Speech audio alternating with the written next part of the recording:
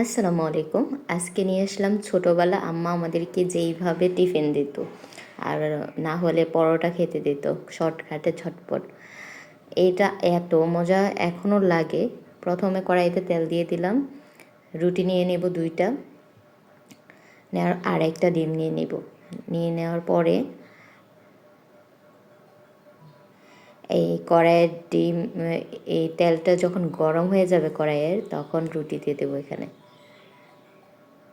সুন্দর করে রুটিটা দিয়ে দেব।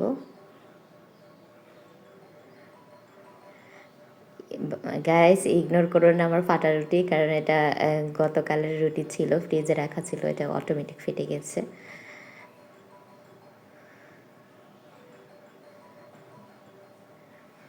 সুন্দর করে রুটিটা মানে ওই পাশটায় কিছুটা হয়ে নেব, কারণ ওই পাশে আমরা ডিমটা অ্যাড করব।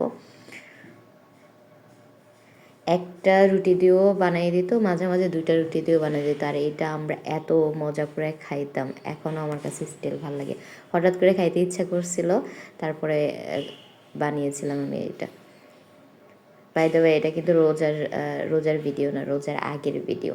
ভিডিও অনেক জমে গেছে, ভিডিও দেওয়া হয় না, আমার ভয়েস দেওয়া হয় না, ভিডিও দেওয়া হয় না। এই যে দেখেন এটার লোকটা কীরকম আসছে। এখানে আপনারা চাইলে সবজি টবজি অন্য কিছু কিছু কিছু করে পেঁয়াজ রসুন কাঁচামরিচ এগুলোও দিতে পারেন। এই যে দেখেন,